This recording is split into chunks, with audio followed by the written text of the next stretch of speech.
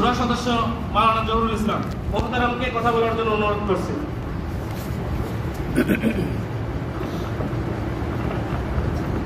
আসসালামু আলাইকুম ওয়া রাহমাতুল্লাহ। ইন্নাল হামদুলিল্লাহ ওয়াস সালাতু ওয়াস সালামু আলা রাসূলিল্লাহ, আম্মা বা'দ। সম্মানিত উপস্থিতি, আপনারা সবাই আমাকে চেনেন।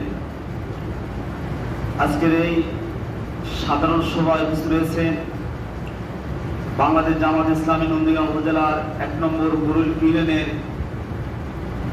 দীর্ঘ ৩ দশকে আমাদের প্রাণপ্রিয় নেতা, মুসলিম নেতা আলহাজ মাওলানা আব্দুল হামিদ সাহেব উপস্থিত রয়েছেন।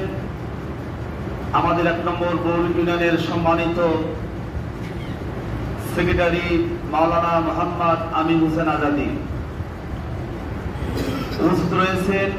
অত্র অঞ্চলের কৃতি সন্তান, বাংলাদেশ ইসলামী ছাত্র শিবিরের সংগ্রামী সাবেক ছাত্র নেতা,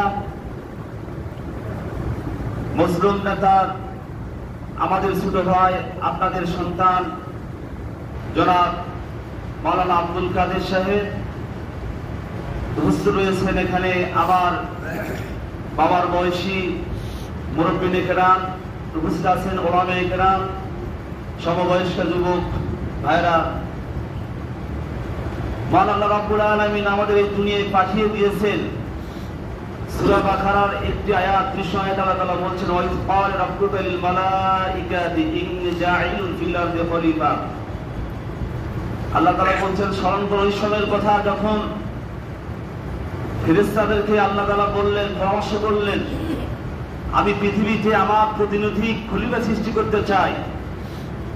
আল্লাহ তাআলা সূরা বাকারা ৩৮ নম্বর আয়াতে বলে দিলেন, আদমকে যখন, হাওয়া আলাইহিস সালামকে যখন বেহেশত থেকে বের করে দিলেন, আল্লাহ তাআলা বললেন, আমি তোমাদের দুনিয়ায় পাঠিয়ে দিচ্ছি, এমনি পাঠিয়ে দিচ্ছি না, আমি তোমাদেরকে মাঝে যুগে যুগে নবী রাসূলদের দিয়ে আমি একটি কথা পাঠিয়ে দিব, নির্দেশিকা পাঠিয়ে দিব। সেই নির্দেশিকা অনুসরণ করে, তো সেই পথে চলাফেরা করে নিজের বাস্তব জীবন জিন্দেগি গঠন করে আমল করে তোমরা আমার জান্নাতে চলে আসবা। যদি ওই গ্রন্থ, ওই কথা, আল কোরআন, ইনজিল, তাবুত জরুরত দিয়েছেন আল্লাহ তাআলা যুগে যুগে। এ সময়ে আমাদের জন্য নাজিল করেছেন কোরআন। এই কোরআন শুধুমাত্র নামাজ, রোজা, হজ, যাকাতের জন্য নয়। কোরআন আমাদের ব্যক্তিগত জীবন, সমাজ জীবন, পারিবারিক জীবন, রাষ্ট্র জীবন, সকল ক্ষেত্রে আপনাকে আমাকে মানতেই হবে, ফলো করতে হবে। ইসলামের শুধুমাত্র একটি বিষয়, সহজ বিষয়গুলো মানলেন আর আপনি কঠিন বিষয়গুলো বাদ দিলেন, এদিকে আল্লাহ তাআলার হুকুম রয়েছে না। আল্লাহ তাআলা আমাদের মাঝে যে কোরআনুল কারীম দিয়েছেন, এই গত রমজান মাসে আল্লাহ তাআলা, আমরা অসংখ্য মসজিদে ওলামায়ে কেরাম আলোচনা করেছেন। ১৮৫ নম্বর আয়াত, শাহরু রমজান আল্লাযী উনজিলা ফীহিল কুরআনু হুদাল লিন-নাস। আল্লাহ তাআলা বলছেন, আমি এই রমজান মাসে তোমাদের জন্য কোরআন নাযিল করেছি। কি জন্য পাঠিয়ে দিয়েছি? হুদাল লিন-নাস, মানুষের পথ নির্দেশিকা, গাইডলাইন হিসেবে আমি পাঠিয়ে দিয়েছি। মিনাল হুদা ওয়া বাইনাতিন মিনাল হুদা ওয়াল ফুরকান, আমি তোমাদের মাঝে সত্য, মিথ্যা, ন্যায়, অন্যায়ের পার্থক্যকারী হিসেবে আল্লাহর কোরআন এই পৃথিবী নাযিল করেছেন। জোরে সুবহানাল্লাহ। কোরআন দিয়ে আমরা নামাজ পড়ি, কিন্তু এই কোরআন দিয়ে আমরা সমাজ গড়ার চেষ্টা করি না।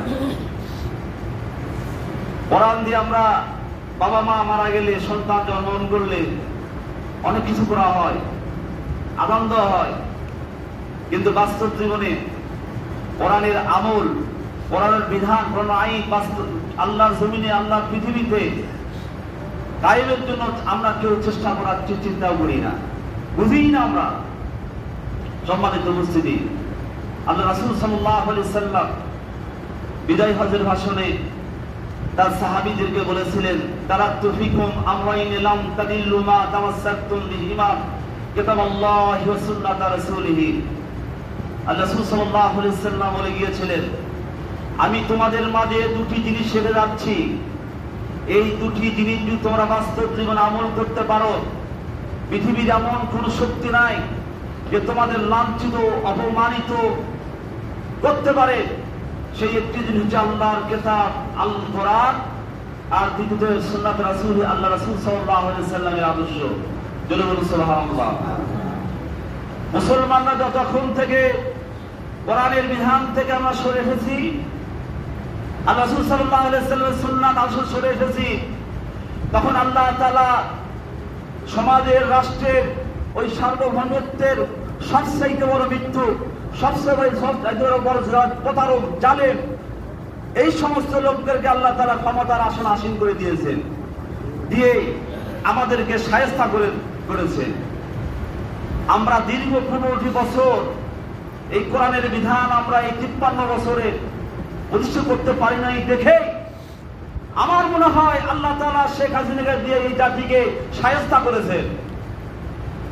সম্মানিত উপস্থিতি, এই যে একটা জুলাইয়ের বিপ্লব হলো, প্রায় 2000-এর মতন মানুষ শহীদ হয়ে গেছে,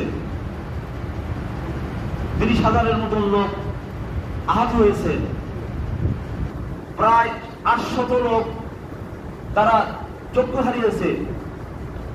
কত পরিবারের একজন পর্যন্ত কোন ব্যক্তিকে এই জুলাই আন্দোলনে শেখ হাসিনার মতন লেডি হিটলার, লেডি ফিরাউনকে তাড়াতে হয়ে কত পরিবার নিঃস্ব হয়ে গেছে, কত পরিবার সন্তান হারিয়েছে, কত পরিবার বাবা হারিয়েছে, কত নারী বিধবা হয়েছে। আপনারা কি আর সেই ভুল করতে চান? আমরা ভুল করতে চাই না। আল্লাহ তাআলা আমাদেরকে মুসলমানের ঘরে জন্ম দিয়েছেন। আমাদের শরীরে এক ফোঁটা রক্ত যদি শরীরে থাকে, আমরা কোন জাতীয়তাবাদ, কোন ধর্মনিরপেক্ষতাবাদ, এগুলি কোন মুসলমানদের জন্য জায়েজ নাই। যারা মানবে ওলা চস্তের উপায় আদি সামানান, তারা আল্লাহর আয়াতকে তারা সামান্য স্বার্থের বিনিময়ে তারা বিক্রি করে দিবে। আল্লাহ তাআলা বলছেন, আলা ইয়াহকুম বিমা আনজালাল্লাহু ওয়া উলাইকা হুমুল কাফিরুন।